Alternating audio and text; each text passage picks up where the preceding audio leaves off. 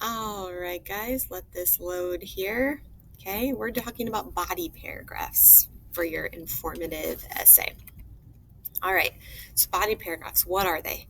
The body paragraphs are the meat of your writing piece. They explain the points of your thesis.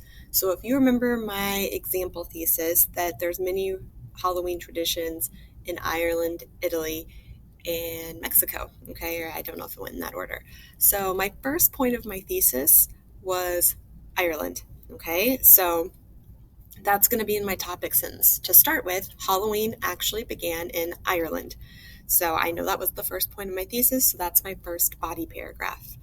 Okay, and then it says the article Halloween 2020 says the Halloween tradition began with the Festival of Samhain, a time when the Irish believed the boundary between the worlds of the living and the dead became blurred. The people were afraid the dead would cause trouble and damage their crops, so they built bonfires and dressed up in costumes to scare off the ghosts. Now, Ireland celebrates Halloween in similar fashion to the United States. According to Halloween Around the World, in Ireland, after kids trick or treat, they attend parties where parents often arrange treasure hunts with candy or pastries as the treasure. What started out as a scary and supernatural time, the Irish now Halloween a festive holiday with fun and games. Okay, so that is my paragraph.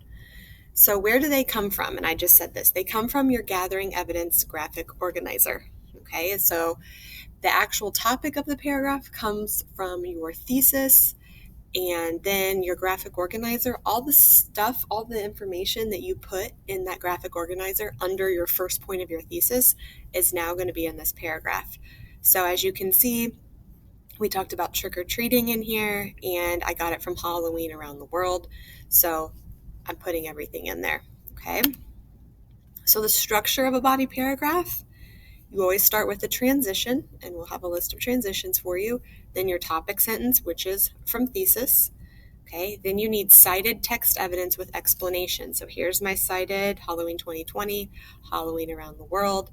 Okay, and then I explain it. After I give the text evidence, I don't just go to another piece of text evidence. I explain my text evidence or give a little more to it. And then I have a conclusion down here at the end of the paragraph, a conclusion sentence. It's not the conclusion for the essay, just kind of a wrap-up sentence.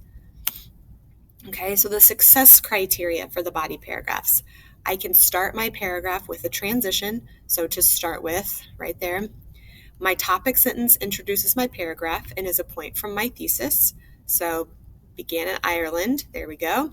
I have properly cited text evidence that supports the point from my thesis. So properly cited Halloween 2020 is in quotes.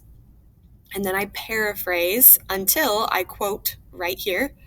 Okay, and it is about Ireland, so it supports that Halloween in Ireland. I explain my text evidence, so I talk about it after it, and then I have a conclusion sentence that wraps up the points in my paragraph. What started out as a scary and supernatural time, the Irish now make Halloween an exciting holiday with fun and games. I kind of wrap it up right there. So that is the success criteria. You need all of that in each body paragraph. Okay? All right. So inserting the text evidence, okay, I use this thing called sandwich it. Okay, so you introduce it, you use a text evidence sentence starter according to the article, and then you put it in quotes, or in the article it says. Something I didn't put in here that you can also use is the author's name. Okay, you can use the author's name as well. Okay, so you introduce it, and then you put the evidence in there. You can either say it in your own words or quote it, which means copy it directly from the text, but put quotation marks around it. It's good if you put a mixture of both in for all of your body paragraphs. Sometimes paraphrase it, sometimes quote it, okay? And then the bottom sandwich, the bottom piece of bread is explain it. Explain why the evidence is important, okay? Wait for that to go. How does it connect to your thesis? What does it show? Okay, or give a little follow-up information after it. So I call it, when you put in text evidence, you have to sandwich it. You have to introduce it, actually give the evidence, and then give a sentence explaining it, and then you just do that again. Having 2 sandwiches in a paragraph would be ideal, okay? Deciding which text evidence to use, okay? You might have 10 things, but you don't need to use all of it. So you should use text evidence that relates to your paragraph's topic. If your paragraph's topic is about Halloween costumes and making them at home versus buying them, which would be a better piece of text evidence? Halloween is a scary holiday when most people are terrified of the costumes they see on the streets of their neighborhoods. Or a store-bought costume may be easy, but homemade costume gives endless ideas for creative editing.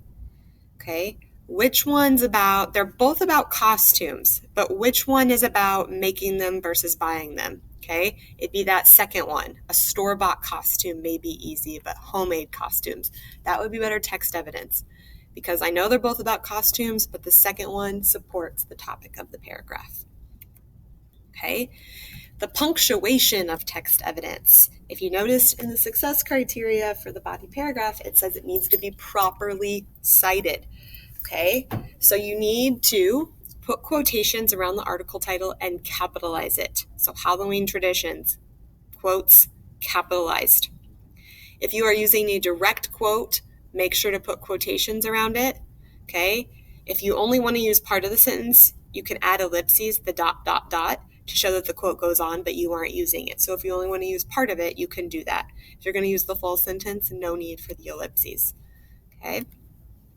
So that's how you properly quote it.